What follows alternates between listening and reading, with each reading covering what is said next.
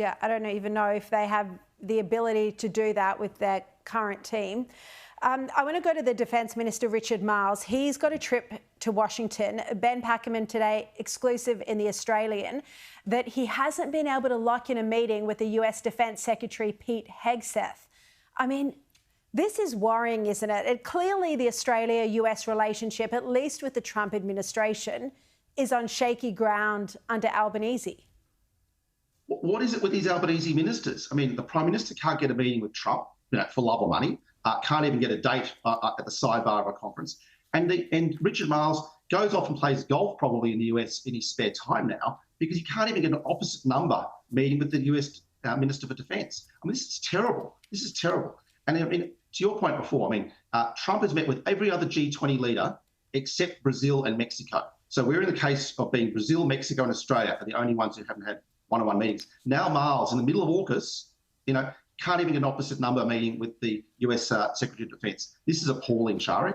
And his trip comes as there are now calls for Pillar 2 of AUKUS to be scaled back. We know Elbridge Colby's doing a review at the moment. What do you think the government should be doing to get AUKUS back on track? Because this is absolutely critical for our defence, particularly at a time when China's becoming more aggressive.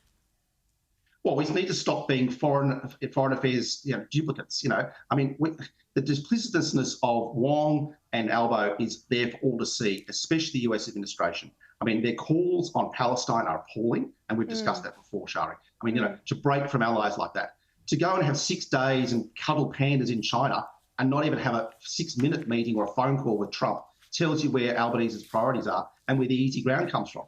I mean, this is an Australian administration that is shredding our relationship with key allies and people that stood by our country and defended our country and our values with their military might.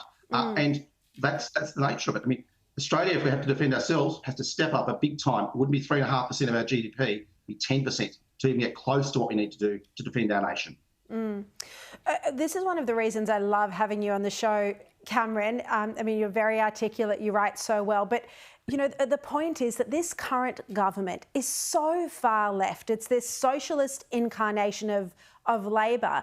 The traditional right of the Labor Party is horrified by this current government. I mean, a lot of people don't speak publicly. They don't want to destroy relationships, but you do have the courage to call this out because it is so appalling how our country is changing under the likes of Albanese, Tony Burke, Penny Wong, Chris Bowen.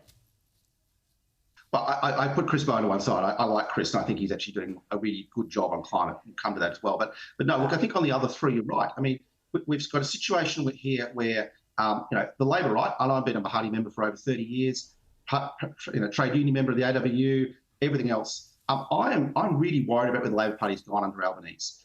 And it's been by complete acquiescence on issues around our allies and, by sins of omission as well as sins of commission as well, as he's acquiesced and been weak on so many issues, Sharri. So on anti-Semitism, I mean, he only called out the IRGC today as a terrorist organisation. 7 years ago, the US already listed them. So, he wants to be congratulated for that. No, this is a guy who's brought kicking and screaming to the right decisions rather than naturally, as a Labor leader, already having that in his DNA and coming to the right conclusion anyway. Yeah, his instincts are not in the right place. It's still that university activist mindset. Cameron, have a great time in London. We'll see you back in Australia soon.